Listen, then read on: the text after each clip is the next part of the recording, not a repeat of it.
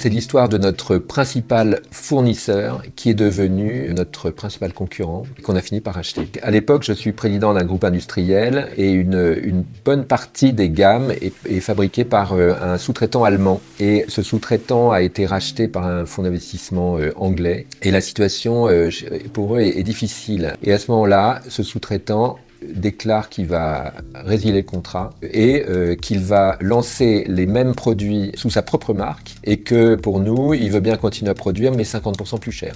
Donc c'est une équation évidemment dramatique pour nous. Grosse réunion, ça a été des moments très intenses, quasiment de war room où on réfléchit à la gestion de crise. On a fait deux plans d'action différents, un plan d'action industriel et un plan d'action juridique.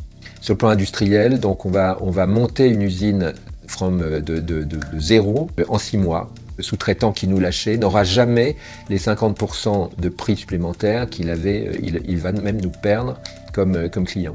Le deuxième axe judiciaire, c'est qu'on va l'attaquer pour contrefaçon, pour concurrence abusive, etc.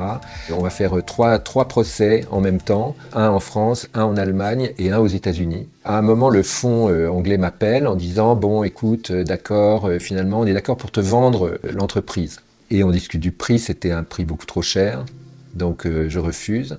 Quelques semaines plus tard, il rappelle en disant on est d'accord pour te signer une promesse de vente, on te la vende pour l'euro symbolique. Je leur fais signer une promesse de vente sous réserve d'audit, et l'audit révèle qu'il faut quelques millions d'euros de restructuring pour la remettre en route. Je refuse également.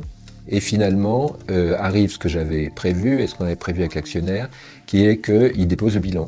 Et à ce moment-là, donc avec un cabinet allemand spécialiste des redressements d'entreprise, on va préparer un dossier de reprise. À ce moment-là, sur un format légèrement réduit, mais on arrivera quand même à reprendre à peu près 80% du personnel de cette entreprise. Et on va la reprendre redimensionnée en fait à nos besoins. Et ça va être un élément complètement transformant en fait de l'histoire du groupe. Moi, ce que je retiens de cette expérience, c'est la gestion de la crise, en fait. La première chose, c'est de mobiliser l'équipe dirigeante et l'actionnaire. Et ensemble, de bâtir un plan et de vraiment mener le combat.